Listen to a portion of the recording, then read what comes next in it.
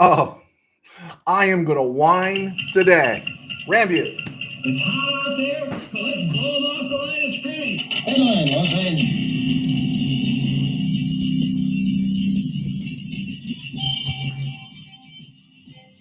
Live from the RamCave, I'm Joe Scibelli, and this is RamView, the June 6, 2025 edition, brought to you by Kistler Law Firm. Injured in an auto accident? Need help? Got questions?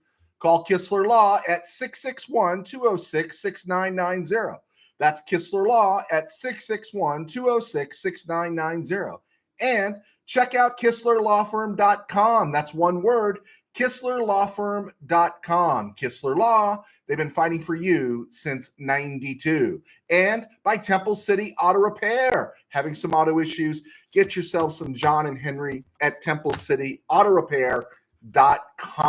Okay. Yeah, I was going over my notes before coming on the air, and I was noticing, boy, you sound like you're whining a lot, Joe. And yeah, I guess I am. I don't think I whine all the time. I usually stick in some sarcasm. I stick in plenty of I told you so's. And I stick in some good Ram history. And I think I'm pretty good. I think we're pretty good based on how you guys come on the board here. I think we're pretty good about a little bit of prognostication about, reading what's taking place around us and not mystically seeing into the future, but seeing how things will be in the future, because we've all been down this road before. A lot of you guys here who've been Ram fans since the 1960s. I really didn't have my full-fledged coming to the Rams until 73, and I would say 73, October 14th, the Rams-Cowboys game was my baptism. So we've seen things. We got parallels to compare to, and I don't want to be coming across as the angry pastor on the airwaves. So but here we go. You guys correct me if I'm wrong and say, yeah, Joe, that sounds a little whiny. But you know what I'm sick of?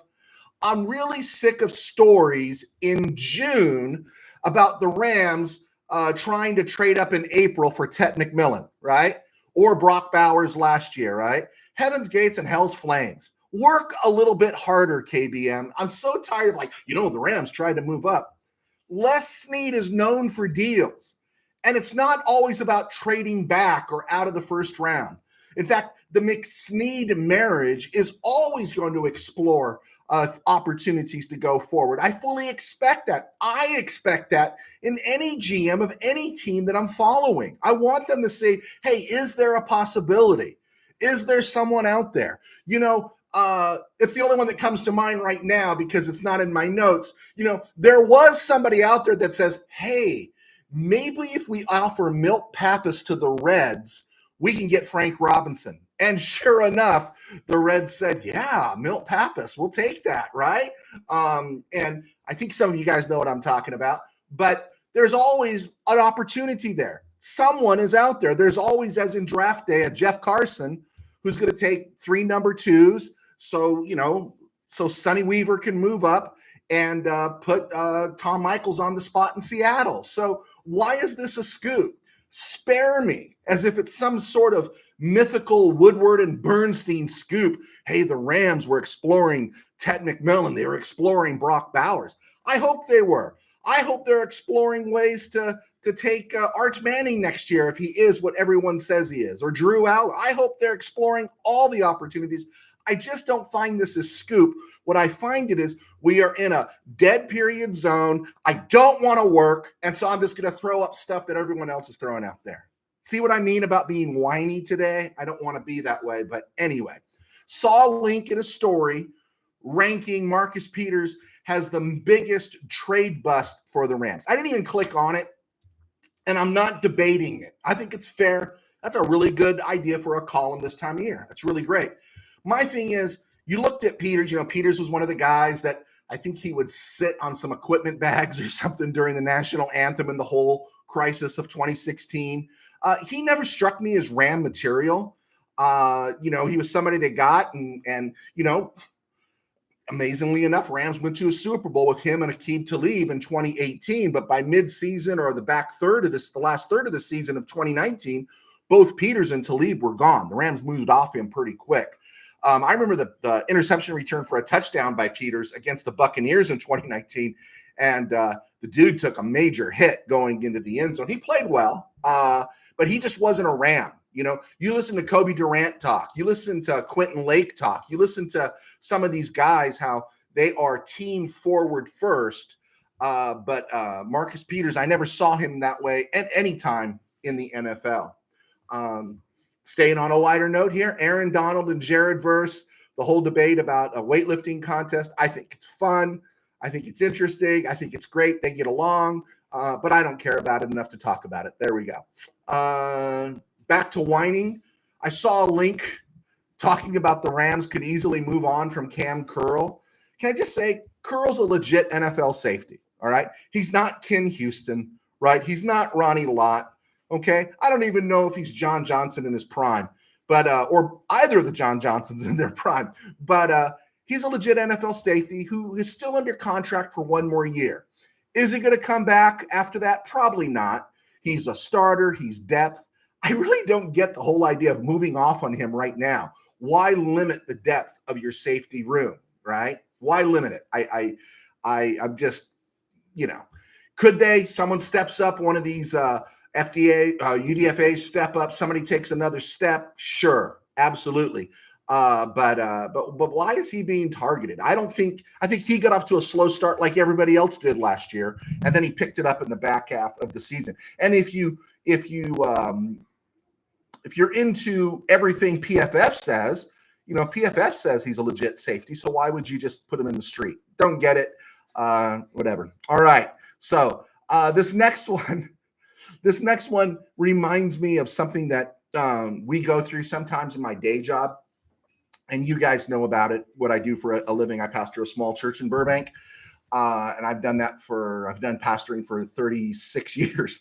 And I was 11 years as a youth pastor. When you're dealing with young people, you know, you're always dealing with the subject of Adam and Eve, and, you know, Eve took the apple and they ate the apple and stuff. And this is a minor thing, but it is something that goes down as received knowledge, and it's never investigated.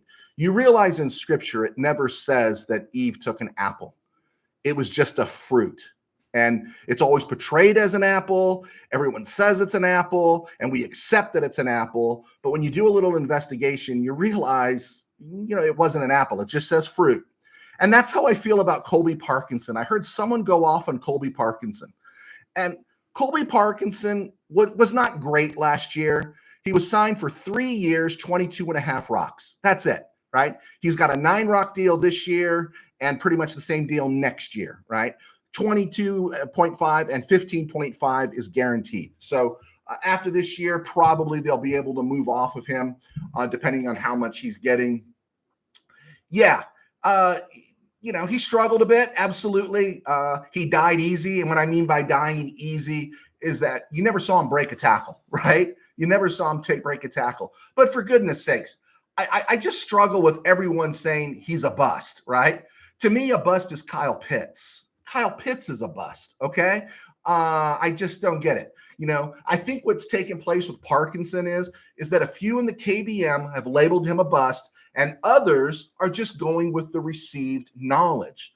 Instead of really looking that Eve took the fruit, doesn't necessarily say apple, they're also just saying, well, you know, so-and-so on, you know, RamView or Ram this or Ram that says he's a bust. So we're just going to regard him as a bust. Because when you look around Rams media, so much of it is links to what somebody else said. You know, they're working off somebody else's column, and it's like, bro, what's your thought? You know, what's your thinking, right? What is your opinion?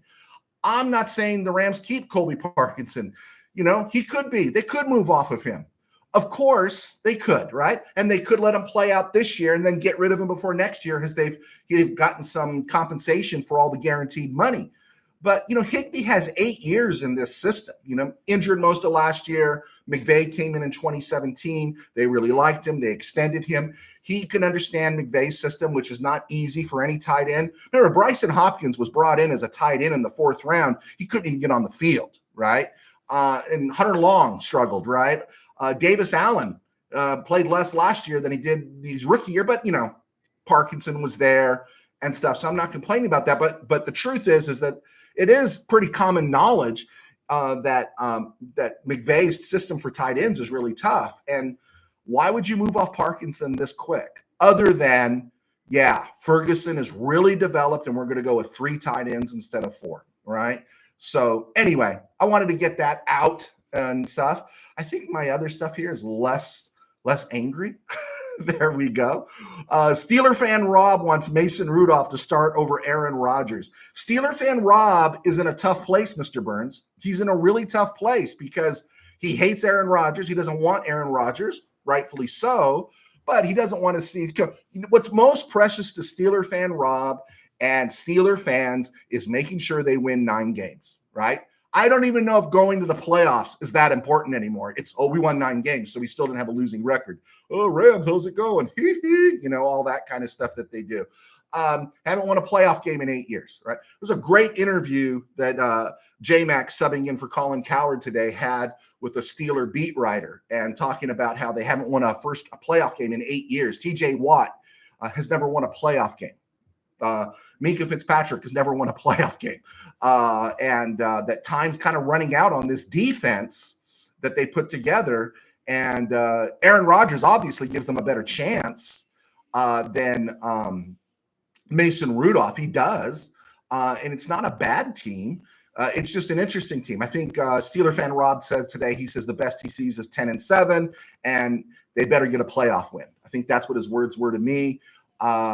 Is that the monkey they want to get off their back? And this writer brought up the fact that I think Watt is making 28 rocks right now, and now they're going to have to pay him. Are they going to pay him Myles Garrett money?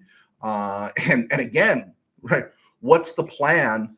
I think TJ Watt is all about football, and does he want to re-up and wait 2 years for a rookie quarterback to develop? They got plenty of ammunition in next year's draft. So I was going to break down something on the Steelers next week and talk about, hey, what if everything goes right? Kind of like I did for the 49ers. What if everything goes right for the Steelers? Where could they be? And so that's something to think about. Willie Bowen, Les Snead needs to re-sign Jalen Ramsey. He can be a veteran in the secondary. I have no problem with Jalen coming back. In fact, I got a comment there about Jalen coming back. He's not a free agent, though. But he's been gone for a few years. And in that time span, Akilla Weatherspoon is a veteran. Quentin Lake, I was about to say Carnell Lake, he's a veteran. They've got guys with some hair on their chest. Is that a better way of saying it than the other way? So I don't think he's essential, but I do think he would be a great ad for the team. Tim Burns, Saquon is on the Madden cover, so pencil in a W versus Philly. The Madden curse is real. I actually spoke to a girl at a Dodger game this week as the Mets were beating the Dodgers. And I was stunned that this young girl, she is a Steeler fan. No, she's a Philadelphia Eagle fan. And she was talking to me about the draft. And she says, I couldn't believe when the Steelers passed up on Jackson Dart, right? And she was just talking. I go, man, either she's doing this on her own, she's got a dad that's really involved. It was impressive that she was talking. And so I said, Saquon's on the Madden cover. And she goes, yeah, and I'm really angry about it. She says, our season's over. That's what she said. And I thought that was really impressive. So yeah, the Madden curse. Steve Ramirez, Willie Ramsey can only be acquired via trade. There we go. Tim Burns, ex-Rams long snapper Jake McQuaid got arrested yelling at his Catholic clergy for watching porn on church commuters. So should we get him a GoFundMe? He's had a nice career. I saw a link on that, and I saw, is it Mark on Rams Up? They do a really good job. They're very consistent of being on the air. That Mark, I forget his last name, but they do a really good job on Rams Up. That's what it's called. You can check it out on, don't leave me, but they do a good job. You check them out on podcasts and also on YouTube. And I saw a part of that where McQuaid spoke up. So good for McQuaid, huh? Let's see. Steve Ramirez says, be careful, Tim. USA expat. We need everything to go wrong for the Bucs this year.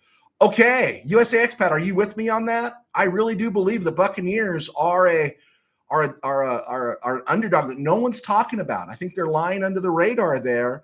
And I think they've got stuff.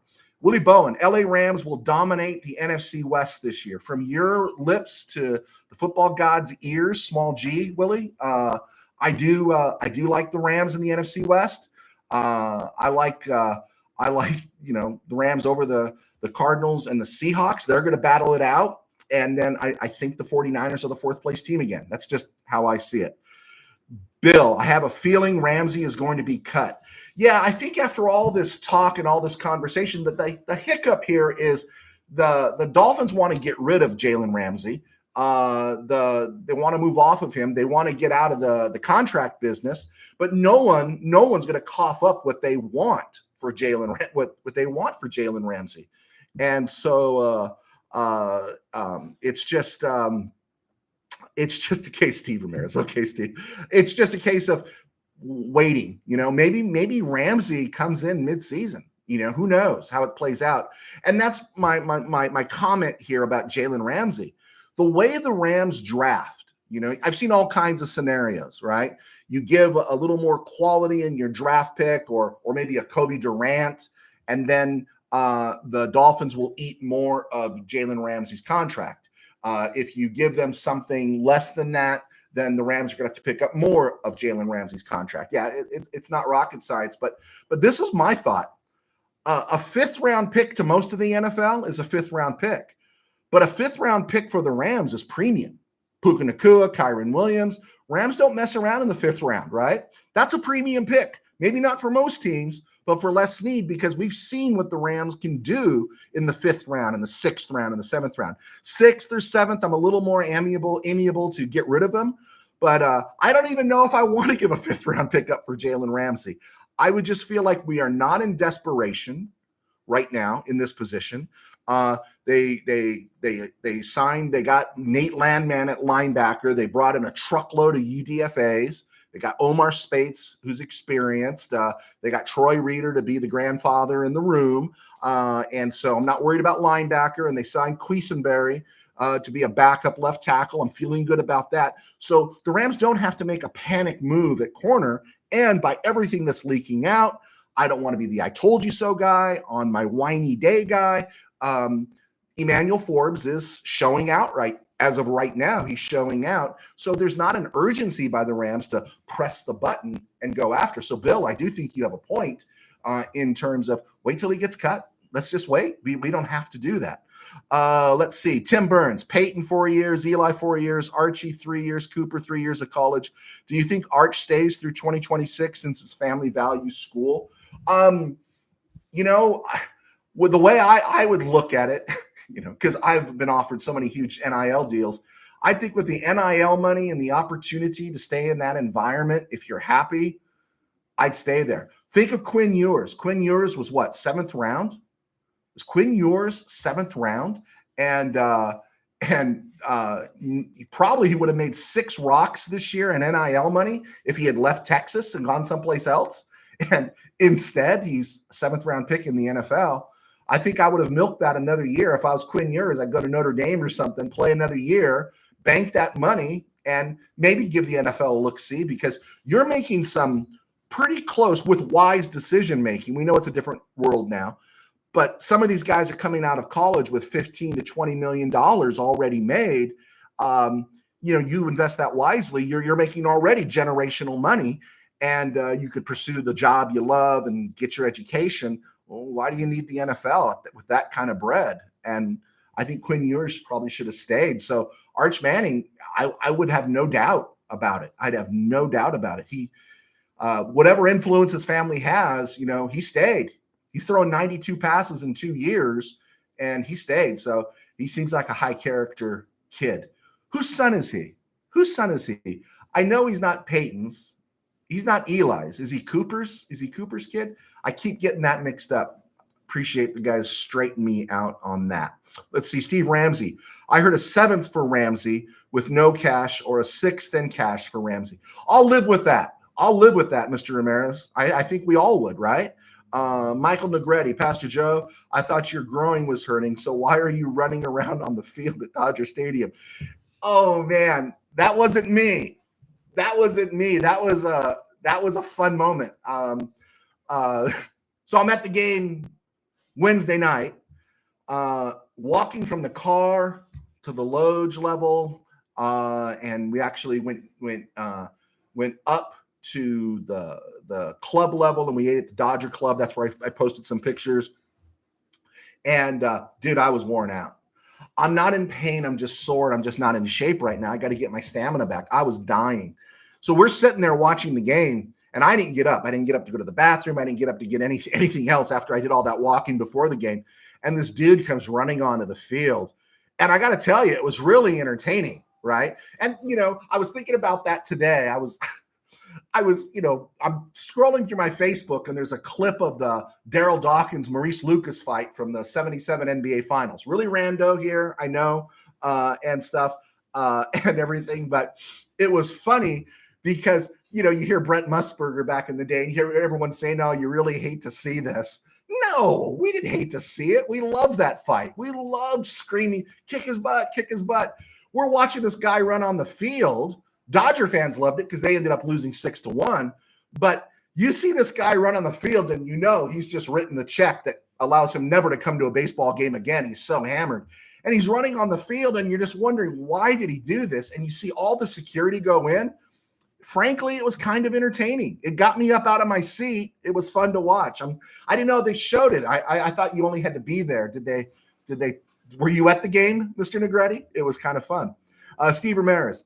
It's different now because the players need to come out early so they can get to the second contract quicker. Oh, second contract. There you go. That's a good point, Steve. Thomas Wilson. Thank you, Thomas, for joining us. Haven't heard you in a while. Aaron Rodgers has a little juice left. I think the Steelers win 12 games. All right. Steeler fan Rob is ready to put you high on the list there, Thomas Wilson. I'm not ready to go to 12 wins yet. But like I said, next week I'm going to take a look at what if everything goes right? What if everything is right with the offensive line? None of the old guys get hurt on the defense, and add DK Metcalf and Aaron Rodgers develop a chemistry. I like Freiermuth at tight end. I like Robert Woods, but projecting Robert Woods as a starter at this point, yeah, I'm not down with that. But yeah, I'm not going to dismiss that, Mr. Wilson. Steve Ramirez, Cooper's son, thank you very much. Michael Negretti, best of luck to Aaron Rodgers in Pittsburgh. Break a leg. Oh boy. JD Durham, Rodgers will go down week 6 and 8. Okay, we're going to have to do some kind of poll here because everyone's all over the yard on this one. The thing I wouldn't like as a Steeler, just, man, dude, if you knew you were going to sign, you should have signed right away and just get everything going, get familiarity with your team, right? Speaking of familiarity, this is a pretty positive one. Any team I've ever covered in any sport, but mostly football, because we had some access with college, but not as big as we did high school football when I was at the mid. And every team always has like a team first assistant coach, like the Rams' Eric Yarber, the wide receivers coach. And there's a video of him on the website of him mic'd up, and he's just all energy, Mr. Positive, fun to watch. And you forget how long Eric Yarber's been around on this staff and how many guys have come and gone. But this dude just, he's a wide receivers coach. He seems to love his job, loves what he does. Watch the video, just all energy. It's something, again, sounding like a Ram homer at this point, but because this is the golden age of Ram football, we have to take it for what it is. It's a lot of fun to watch and see, and it gives you great insight, I think, into what the organization values. Okay, just looking at some NFC West news, brief stuff here. Brandon Ayuk removed the 49ers from his IG, whatever it was. I searched to see any follow-up on this. Can't find any news, but I've looked at quite a few spots of 49ers media and their content, people that follow them, and they're saying Ayuk's not happy, and they're not happy with Ayuk. And he's just a wave maker. Ricky Pearsall's already got a leg issue right now. So they had to shut him down a little bit, not major. And then Ayuk's not happy. In fact, he's not really out there yet. He's still recovering because that was a pretty significant knee injury, but he's chirping again. And just again, the evaluation the Rams seem to make over what the 49ers seem to value. The Rams seem to look at a particular talent differently, and they avoid these kind of problems. Going back to Marcus Peters was here for a year and a half. And, after a year and a half, we had enough of Marcus Peters. The Rams just have a way of doing that. Or they have a way of bringing in a guy who might have that reputation, but he buys in and is held accountable by the other parts of the team, a la OBJ, who they said was a joy to have around the half season he was with the Rams. And, of course, he starting to produce big time by December. So think about that for the 49ers. Cardinals, their former edge guy, Dennis Gardeck, who had a couple of moments against the Rams, longtime guy, worked himself up into a position where he got a second contract. Well, he is signed with the Jacksonville Jaguars, so he's not there in Arizona anymore. And then finally, keep seeing the news. I think everyone's trying to push Sam Darnold in Seattle. And, I think there's some narrative out there where people really want to see J.J. McCarthy fail in Minnesota. And they keep pushing, why would you move off a quarterback that's won 14 games, which was Sam Darnold last year? And even Colin Cowherd has pushed this. And, did you see Sam Darnold against the Rams last year? If you saw Sam Darnold against the Rams last year, then you know perfectly why. Well, why the Minnesota Vikings moved off Sam Darnold. That, we drafted McCarthy first round. If his knee is sound, we're going to find out about this guy. But you saw Sam Darnold. I like Sam Darnold. I want Sam Darnold to do well. That young Sam Darnold at USC in the Rose Bowl against Penn State, man, that guy was fantastic. But I want Sam Darnold to be successful. But we know what Sam Darnold is. And the Vikings knew what Sam Darnold was. And Kevin O'Connell, who's out of the McVay school, knows what Sam Darnold was. And good dude, good player, but there's limits. There's a ceiling. Sam Darnold is another, to me, he's the equivalent of Geno Smith.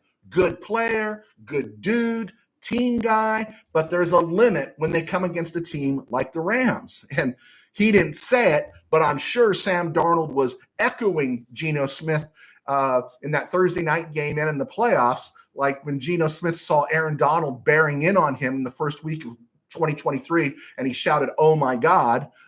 Sam Darnold was probably saying that over and over again this past year against the Rams. And so maybe that's less Seahawks centered, more Vikings centered, but I keep hearing this narrative. How come you moved off this guy? How come you moved off this guy? He won 14 games. And I think Sam Darnold made some plays, but made a lot of plays, but I think the Vikings helped carry Sam Darnold to 14 wins as well. And they just want to find out about J.J. McCarthy. And if J.J. McCarthy sucks, they're going to find a way to move off of him. Go back to the Cardinals. I might not be a Kyler Murray guy, but Josh Rosen was a 10th overall pick. And the Cardinals decided, you know what, we've seen enough. We're done. They went and got Kyler Murray. So yeah, Vikings knew what Sam Darnold was. They saw him against the Rams. So there we go. All right, let's see what we got here. Let's see. J.D. Durham, Rodgers was the last resort. That's why. It was that or Mason Rudolph in Pittsburgh. Tim Burns, bottom line is Rodgers is the only quarterback who has 2 MVPs this decade.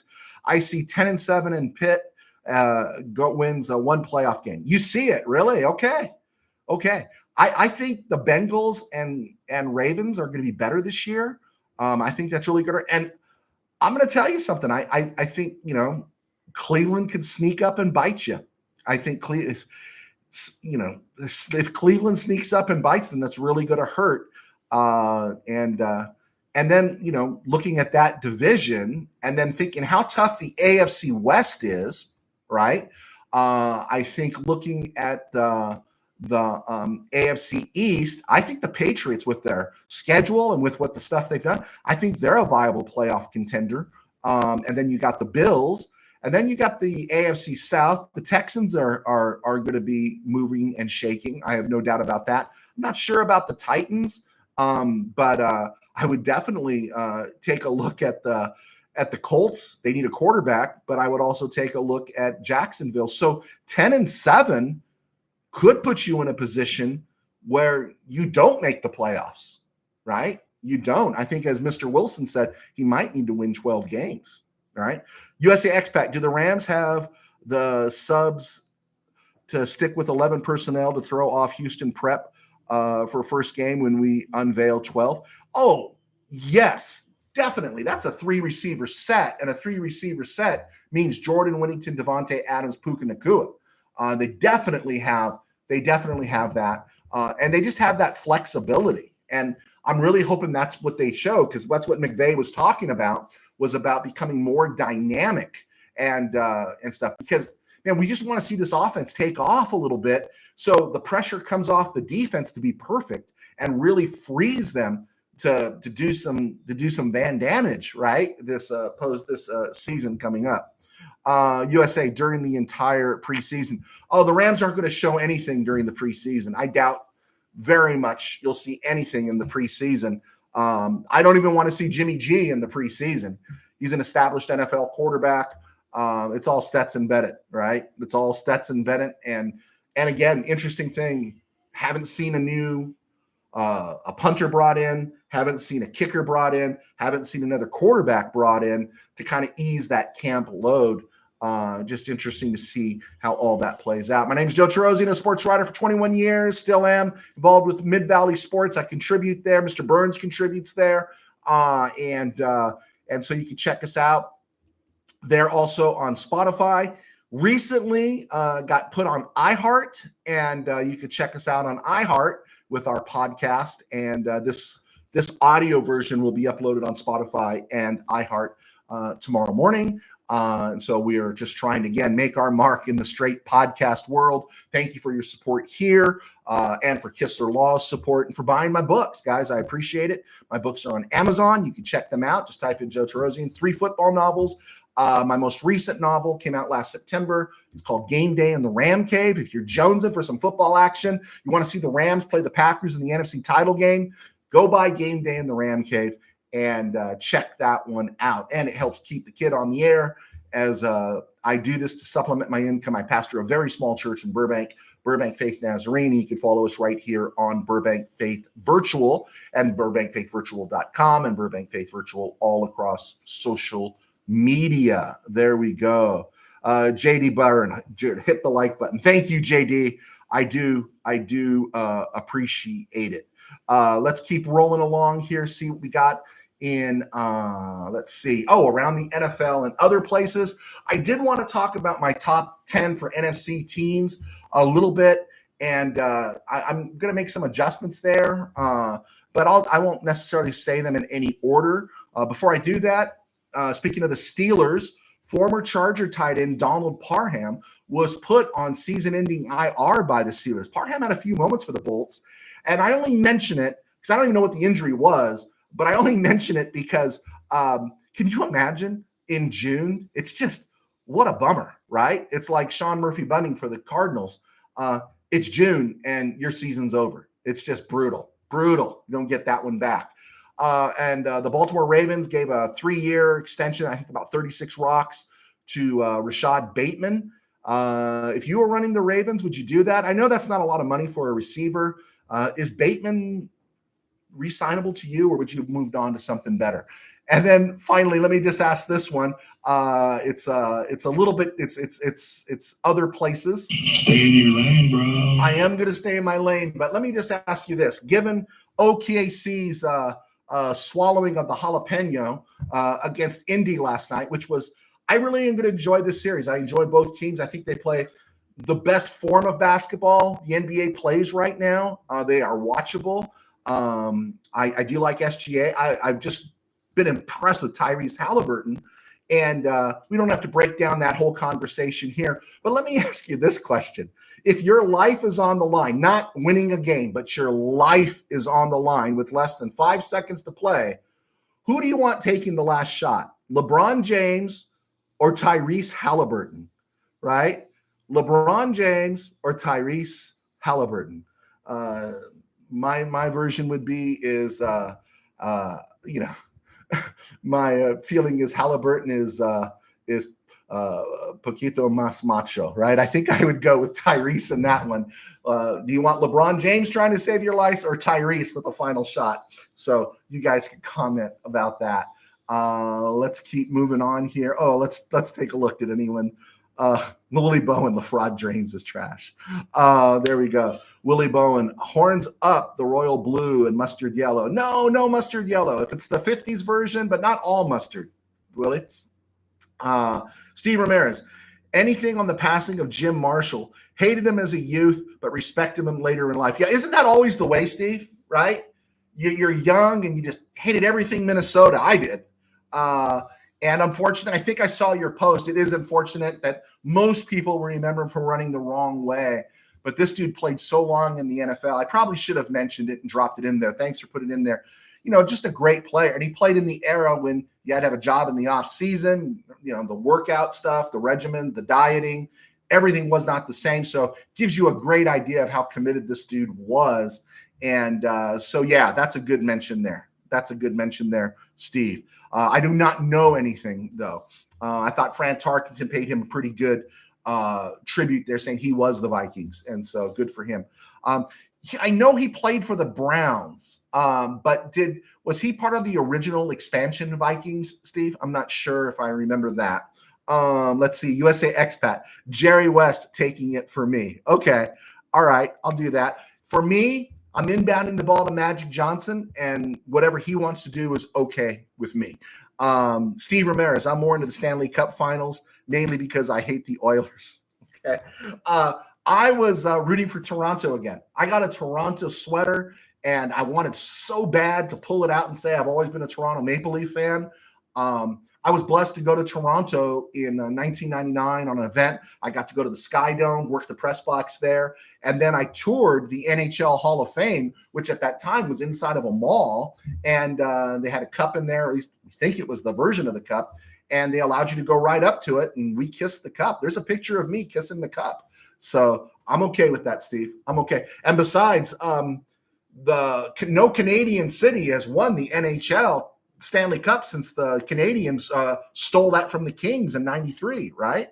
The whole Kruzhelnyski, the stuff and everything. So anyway, Steve Ramirez, I read Jim Marshall was drafted by the Browns and selected in the Vikings expansion draft. Okay, there you go. Thank you for that, Steve. All right, my top 10 teams that I listed in the NFC, and I'm just going to say this in no particular order.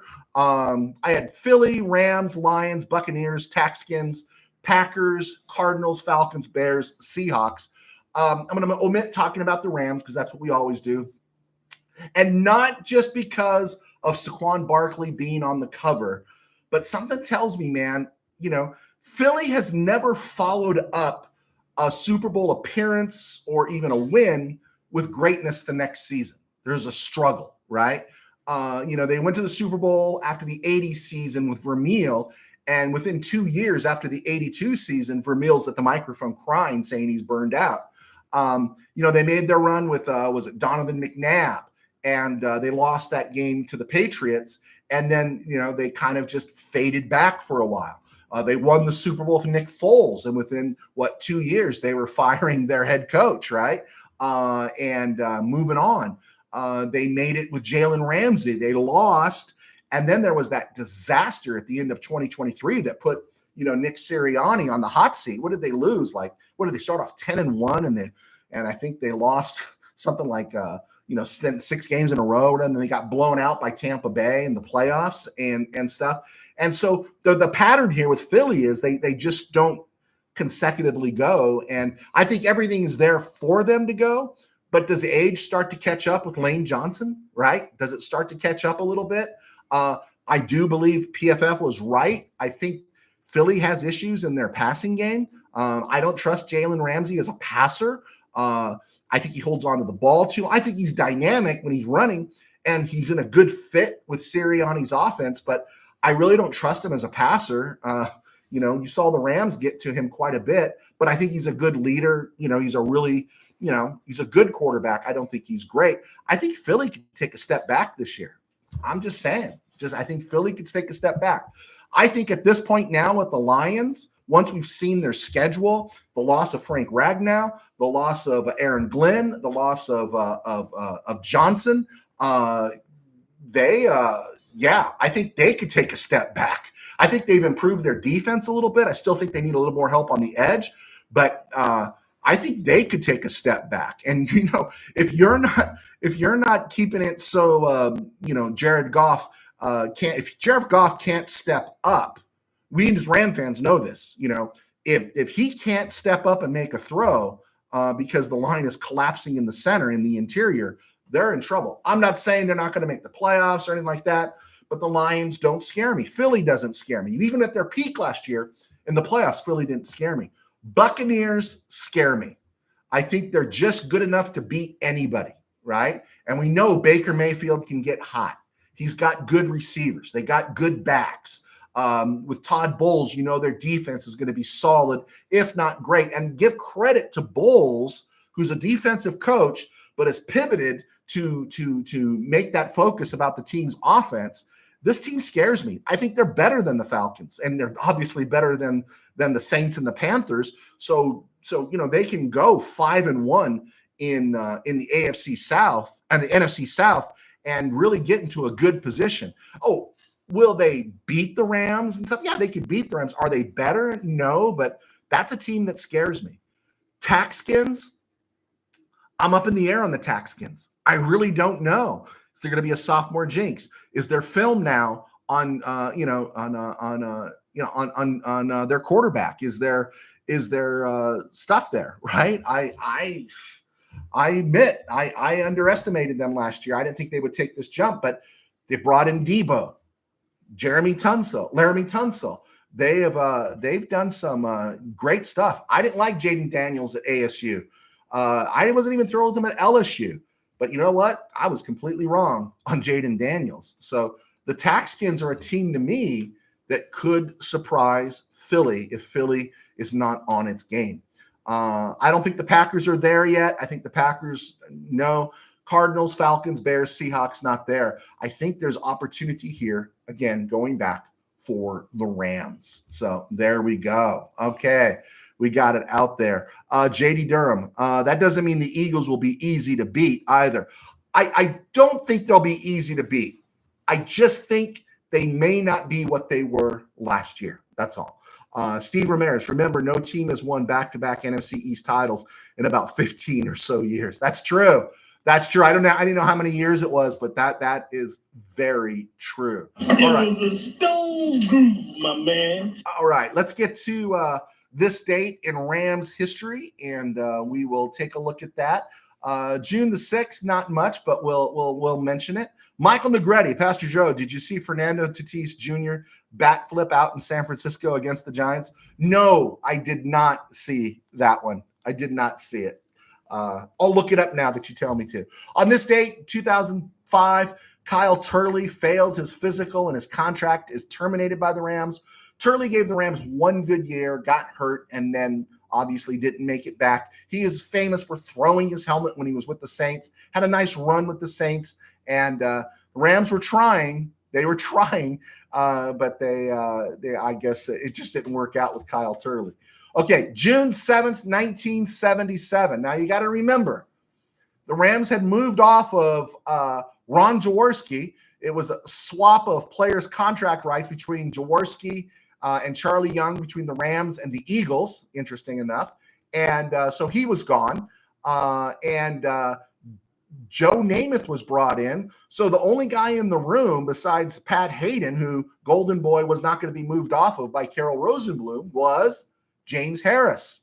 June 7th, 1977, Rams trade James Harris to the Chargers for a fourth-round pick, which turns into number 99 overall in 1979. Now, again, that's not a bad trade if you hit on the pick. Harris ends up starting, I think, the first 5 games in 77 because Dan Fouts is holding out. Harris struggles a little bit, and then he sticks around with the Chargers for about 3 or 4 seasons and seldom plays, and then that's the end of Harris's career. The good news is Harris ends up becoming a GM, I believe, in Baltimore, and has a great executive career. Big James Harris fan. I felt, big James Harris fan. And the Rams got a 4th round, 99 overall in 79. They spent it on a guy named Derwin Tucker. I think he went to Illinois, defensive back, never played it down with the team. Came to the summer and then left on his own volition and went on to live life. That's on June the 7th. That would be tomorrow. Born 1983 on June the 7th, Kellen Clemens. He played at Oregon, and of course, he played far too much for the Rams. And then June 8th. June 8th is a big one for the Rams in history. And since we're not on the air, we got to talk about it. 1966, Rams send Aaron Martin.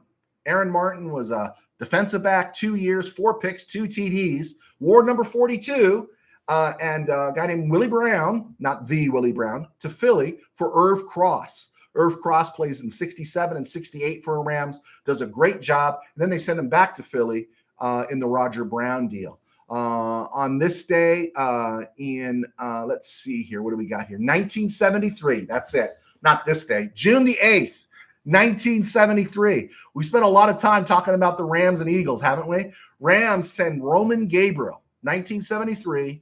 Rams have just signed John Hadle, and on June the 8th, 1973, they send Roman Gabriel to the Philadelphia Eagles for Harold Jackson, touchdown Tony Baker, short yardage specialist, the number 1 pick, which turned into a number 11 overall in 1974, and he became John Cappelletti.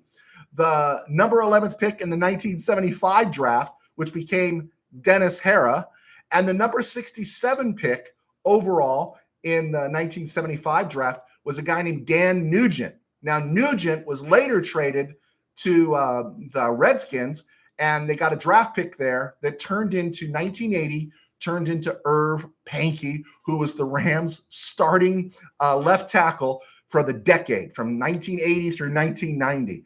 That Roman Gabriel pick was a heck of a trade, was a heck of a trade for Don Klosterman, who is eligible now, who will be likely on the Hall of Fame ballot. That trade alone should put him in the Hall of Fame. Really fascinating. Jackson and Baker in 1973 combined for 20 touchdowns for the Rams. 1976, June the 8th, Joe Scibelli retires. Joe Scibelli played 15 seasons with the Rams, and he only missed, 8 games in his career. He missed 7 games in 69, 1 game in 72, and that was it. Played at Notre Dame, drafted by the Rams in 62. Just Joe Scibelli, number 71, right? That's Joe Scibelli, played right guard, right next to John Williams. Center was Ken Iman for most of those years. Left tackle was Tom Mack. Left guard was Tom Mack. Left tackle was Charlie Cowan. That offensive line was set for nearly a decade. 4/5 of it was together for a decade.